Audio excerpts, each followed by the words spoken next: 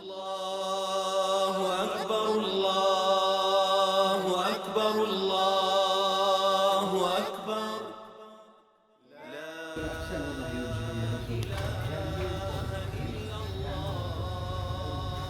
الله يوعمر له وتسكى عمر والله سيدة انت ما يصير بميكم روج جيشنا ما أنا بستحزي حاجة جيكاكا أقل بس الشيطان رجل كان ليه يعني مو خوا قبولك قبولي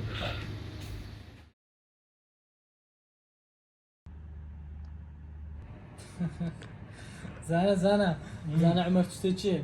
حاجتي أو بجزيتي أيوة أي زانا باش هو خاليك الدوري وهذا اللي درت حجي على أساس أتفحت هاي ترحيب هلا كعك زانا زجنتان پیرۆز بی کاک حسێن زەژنتان پیرۆز بی زەماع زەژنتان پیرۆز بی پیرۆز ئەحواڵتان کاک حسێن زەژ پیرۆز بی نانی بەیانی دەخۆی لا عفوا خواردني خواردني جزنا زەژنە هذا مربى وزبدة مربى شعب حبيبي شكرا شكرا ڕۆژ یەکەمی دەژنە دەموسامان هەموو ستایە دەموسای ستایە من لم شافها خوي سوري نصطها بعد برسیمانە دەستبێنەوە لە مەزبەح بووینە سادڕۆن شەشی دەخۆین لەگەڵ مامەت باش مەلەمان کرد زۆر باش چاومان ساند بەس قەینا زەژنە سويت مو من خوي سورة ئێم ستایە الله الروس سوري الروس بي يا عمر سوري خراب حسين روي أنا عندي أصدقاء كثير بأربيل. انت ما جاي الاربعين أنا رحت سليمانية دوك أربيل. عرفت كيف؟ شو بدك بيصير؟ ئەوە سایقی وبەر يا خۆی بەس جماعة سايقي وبرز كل درسو ان شاء الله باني عنده بانيش بد انا ناسينينو هلا والله عمر او زوتي من لنوي كم صراحة جينا زۆربەی لوبنانیەکان کوردن والله درسو ما جاكو عادل امام اشكر عادل امام اشكر حسين کوردە لا حسين ترکمانە تركمان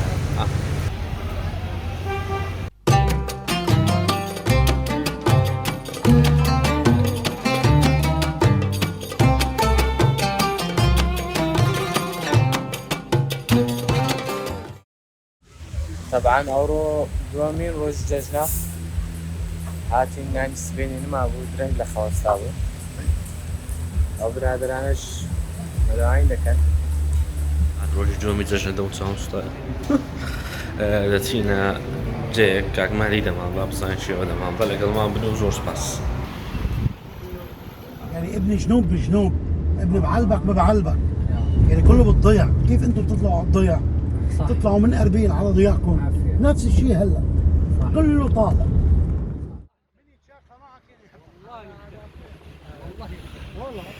برادران وأخيرا لبنان ما بيت للسريع يعني للسريع كاكسانا وأخيرا جيشنا زيك بيروت قصدي وهلا لنا أو قنصلش معنا هوتيل وين أو درسون باشا سلمان خيرك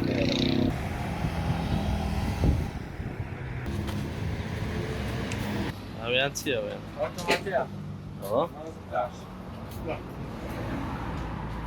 أو يعني بس عين الوقوم أنا أو تسيا شو قاعد والليرة اللي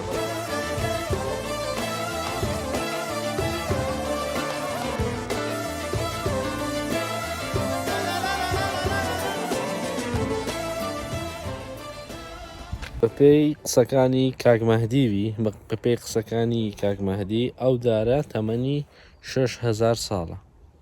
ئەو مەزدەرەکەی نازا مەزدەرەکەی دەچێت بۆ مەزدەرەکەمان کاک مەهدیە کاتتان تەواو بوو یەڵە بڕۆن ئەو ماڵێ و دەڵێ تا 5 ساعت دەتوان لە خۆتانە ئەو غابەی بسڕێنە بەس داری لێ خێرەیان کردیە والله ئەو دارەی لێ کە ڕەمزی لوبنانە کە کردیتیانە شوێنێک وە غابات کە بیپارێزن وەک ئەوەی خۆیان بی ئەو شتی خۆیان بپارێزن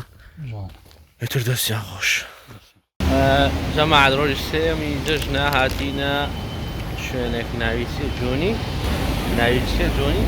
الله شلونه جوني تي عمر جوني أي خلق بغلط كاك خلق ناوي جونية جوني جونی جونم یار جونم بیا دردت بچونم شب مهتاب لب دریا واسه تو آواز میخونم جونی جونم یار جونم بیا دردت بچونم شب مهتاب لب دریا واسه تو آواز میخونم